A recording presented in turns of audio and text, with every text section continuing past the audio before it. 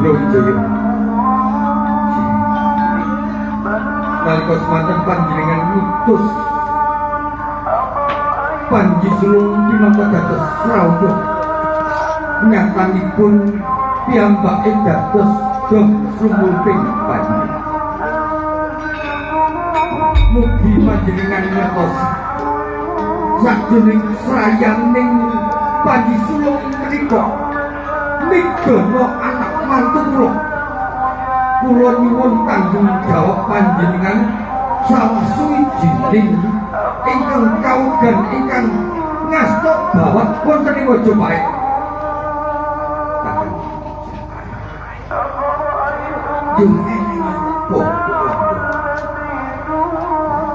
Menika Sukrandono sak menika tumekaning prayoga. Sukrandono tumekaning pati nyapa-nyapa pusaka menika agunganipun anak Mas Panji Sulung.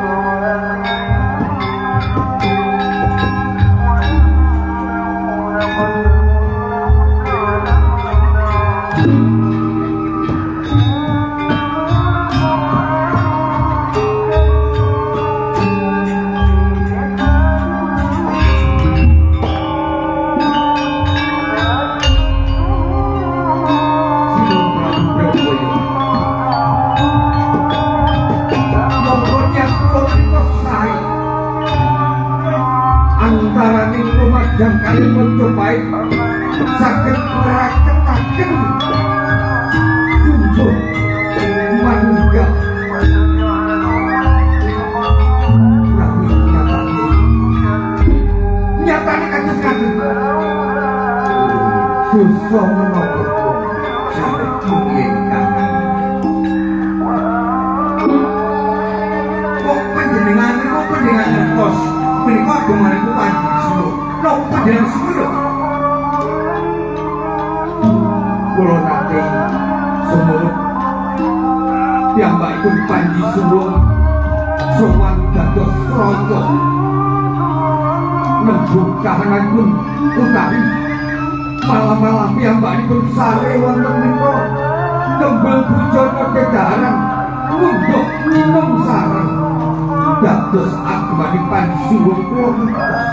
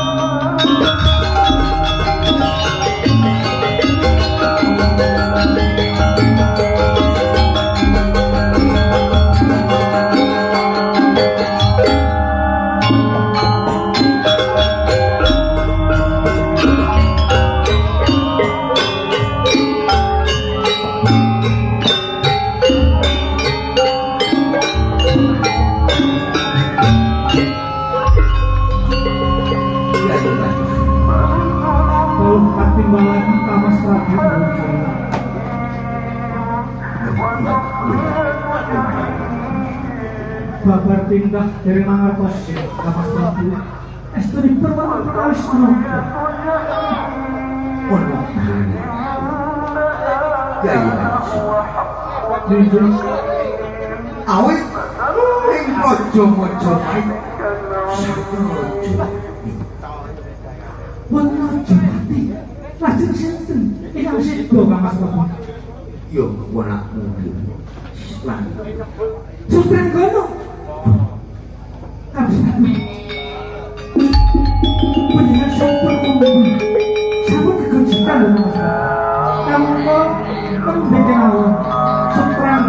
dados pimanten kalih Bu bener juga ikan didedan kok ana ing rumaja awit Kyai Nangka nyuwun pengajian marang ponakan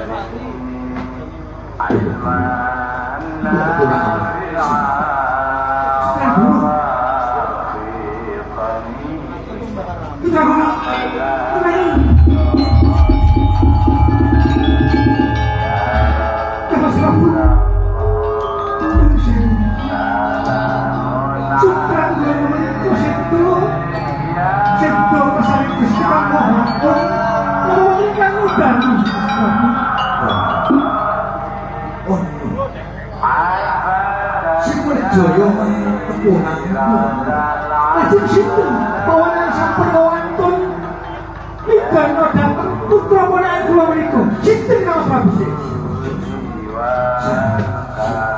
boten sarana sing dados kula putra panjenengan putra kula Mas Prabu sinten menika yen keponakanku yo putraku keliji wayah-wayah tumekane pati ora butuh Prabu Kikaroho kuwasa bisa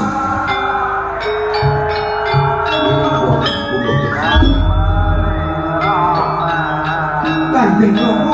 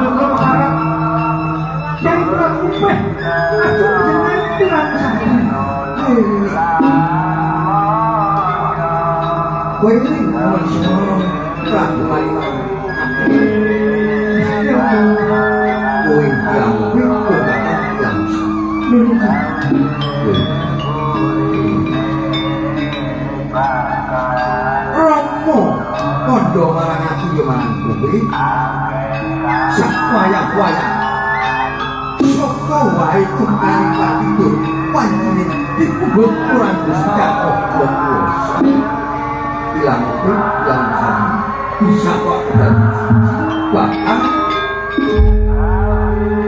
mulung murid ya mas mangko hang duwen pusaka kahane kontakan marang siapi panjenengan apa panjenengan badhe ngesaken pusaka kula bisa mestine nek atus saking kangge sarana musadani pun Sutranggana badhe kontraken yang kula kae tiyang sebut iya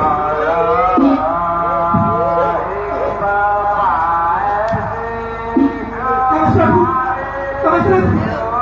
ya Cik boten wonten ya boten wonten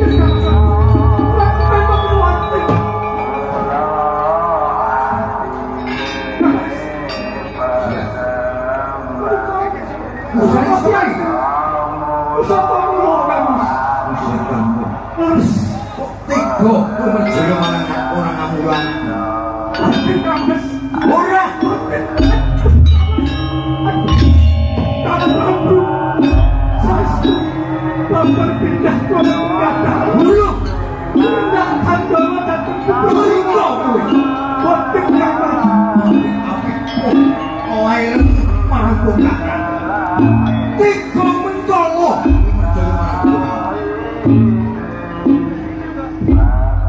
Mas Prabu Brawijaya bener-bener saya ngatos kula nyujuk mangkon dateng kejriatan bisa menika panjenengan tak boten kawula kula pasti mati Yesus atas percayaan dari Sutranggana Mas Prabu Brawijaya Wairwati yang dalam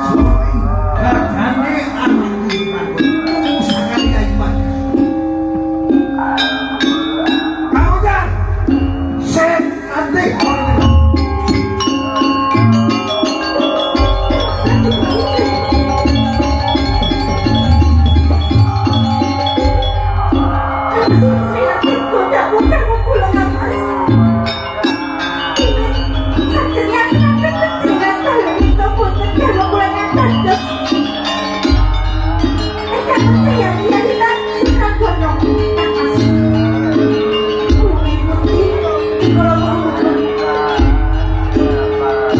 tapi sebab lokan ulang dimakan pada pencelengan kiai pun dirancang tak masih dengan kelompok kami ngambil nafas kelompok terima itu berkali seribu lupa dia percaya dengan tak melakukan untuk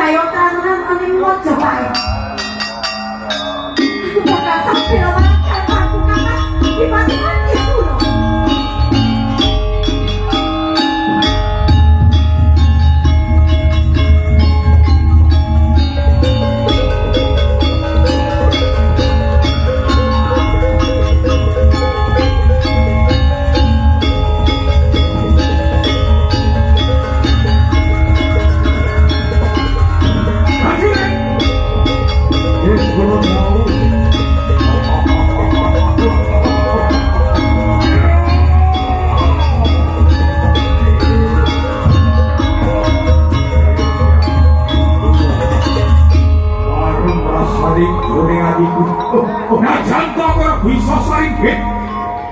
Lawan putri sing jumeneng mereka Dipaten Lumajang. Ning sing dadi kepala terus tak percayani.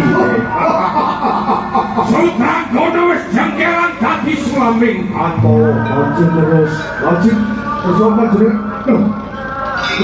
Lho.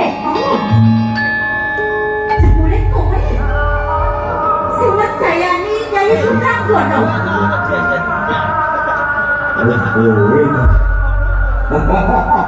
Ya, kalau ada Adipati masih Surono. Bener sih tadi kancamu. Ya, kono kowe Mayawati. Ora kok. Iya. Aku sekarang Mayawati. Jarwane mati sulung. Sing hati-hati, pancen iki mau. Dadi ini kowe sapa? Yen kowe mampu lawan aku. Aku sawijining arep rohan sangka. Ternate. Saya mau bebas foro. Bisa.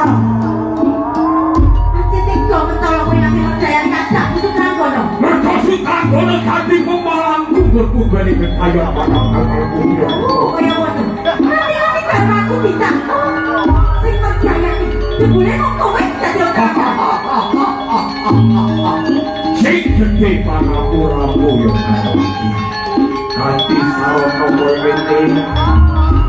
Ateges aku bakal buat tilas. Wong pamrihku. Sepisan aku mau pengen bales kirane wong Mojopahit hati sawarang Adipati pagi suruh sing aku. nanging bakal pura-pura topo. Dalam aku nanti mati gak mau nganti tak kaya ngono. Loh, kowe piye wadon? Nalika ngarepe sawijining tetu urip para putri Praja Banjarmasin. Ing saiki kowe kudu mikir, kowe bener karo sapa? Ayo. Tak perkara dina iki. Iya. Sudah bener sapa? Presiden Joko Widodo. Ya, terus sekolah